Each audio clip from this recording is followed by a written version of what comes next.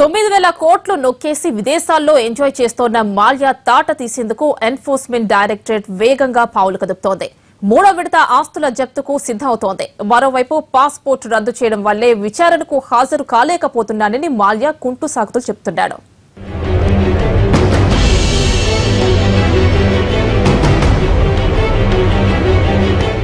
నోటీసులపై స్పందించడు, court విచారణలకు హాజరుకాడు, బ్యాంకులు గగ్గోలు పెడుతున్నా పట్టించుకోడు.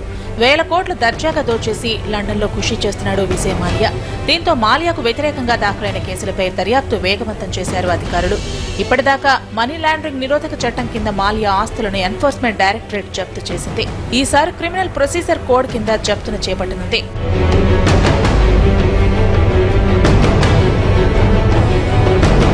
ఇప్పటికే 2 విడతల్లో 8,041 కోట్ల రూపాయల ఆస్తులను ఎన్ఫోర్స్మెంట్ డైరెక్టరేట్ ఈడీ జప్తు చేసింది. ఇక మూడో విడతగా వేలాది కోట్ల రూపాయల ఆస్తులను జప్తు చేసేందుకు ఈడీ రంగం సిద్ధం చేస్తోంది.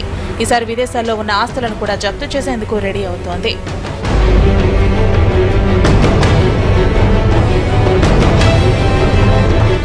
$9,000 కోట్ల రూపాయల బ్యాంకు రుణమోసానికి సంబంధించిన కేసులో ఈడీ ముందు విచారణకు హాజరు కావాల్సి ఉన్నా మాల్యా తప్పించుకు తిరుగుతున్నాడు. దీంతో కోర్టు ఆదేశాల మేరకు మాల్యా ఆస్తుల జప్తు ప్రక్రియను కొనసాగిస్తోంది.